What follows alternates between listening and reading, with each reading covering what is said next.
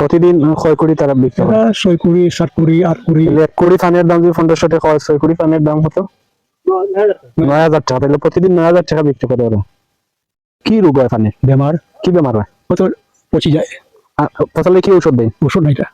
কতটুকু জায়গার মতো চাষ করেছেন? ওই বিক্রি 3 এই বয়সে? তো আপনি কত বছর থেকে এই পেশায় নিয়োজিত রয়েছেন?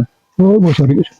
তো আপনার এই পানগুলো কি এখান থেকে বিক্রি করেন না বাজারে নিয়ে নিয়ে বিক্রি করেন? এখানে কেউ আসে না নিতে? আসে বেলি বাজার।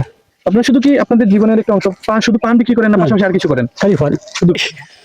পান লাগবে, পান, আলু লে লো, পেঁয়াজ লে লো।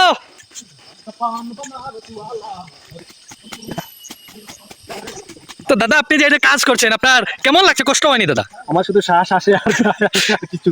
আপনি আমাদের জন্য একটা নতুন অভিজ্ঞতা, পান চাষে আসা, দেখা, এই পরিবেশটা আমাদের কাছে খুব ভালো লাগছে এবং খুব উপভোগ করছি।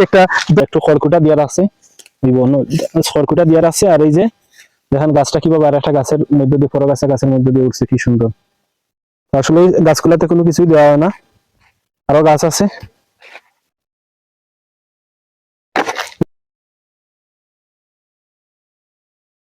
পান বাগান দিয়ে এত সুন্দরভাবে হয়, আসলে আমার সেটা কল্পনা ছিল, কখনো দেখিনি। খাসিয়া পানের জন্মস্থান খাসিয়া পানপুঞ্জি। কিভাবে জঙ্গলি পরিবেশে ওরা অনায়াসে আরেকটা গাছের উপর ভর করে বড় হয়, সেটা আসলে অনেক মনোমুগ্ধকর। সবচেয়ে বড় অভিজ্ঞতা হলো কাজগুলো অনেক কষ্টের এবং অনেক সাহসের এবং অনেক শারীরিক পরিশ্রমের। আমরা পানপুঞ্জি ঘুরতে এসে দেখতে পেলাম পানপুঞ্জির পাশে একটা ফুটবল মাঠে ফুটবল খেলা হচ্ছে।